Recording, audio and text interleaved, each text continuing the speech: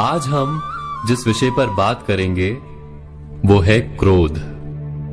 क्रोध वो भावना है जो हमारे सारे जीवन को घेर कर रहता है। क्रोध को ना उम्र की मर्यादा है, ना ही ज्ञान की। कब, कहां और किस कारण से क्रोध पैदा हो जाए वो कोई नहीं जानता। और जब क्रोध जन्म लेता है तो तुरंत ही विचार करने की शक्ति खो जाती है।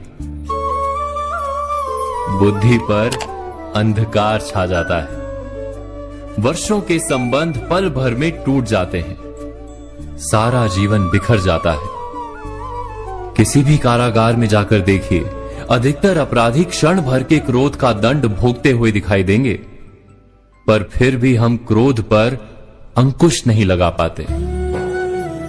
बार बार हम क्रोध ना करने का प्रण तो लेते हैं, पर बार बार हमसे क्रोध हो जाता है। ये क्रोध वास्तव में क्या है, क्यों जन्मता है और क्यों अंकुश में नहीं रहता? उदाहरण के लिए आप एक बालक को देखिए।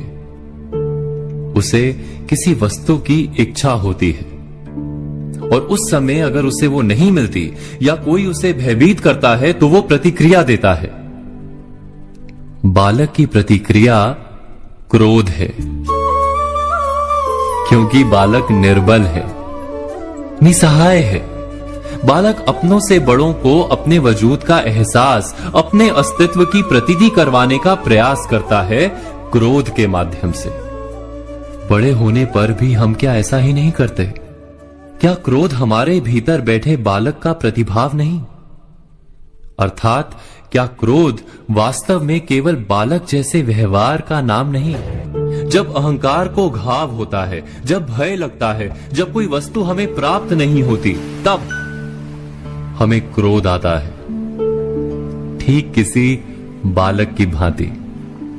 हम जानते हैं कि आईने के सामने खड़े होकर मुंह बनाने का खेल बालकों को शोभा देता है, बड़ों को शोभा नहीं देता।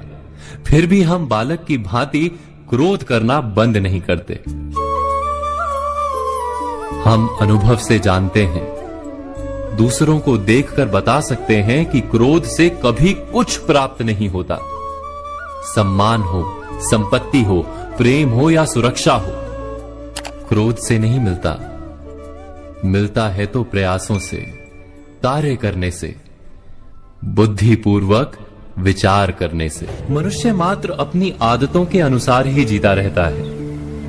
क्रोध भी आदत बन जाती है।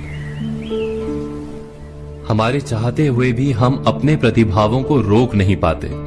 हम स्वयं को बड़े या पुख्ता मानते हैं, पर थोड़ा सा कारण मिलते ही हमारे भीतर का बालक क्रोध कर बैठता है। अर्थात क्रोध वास्तव में और कुछ भी नहीं, हमारी बालक बुद्धि का नाम है।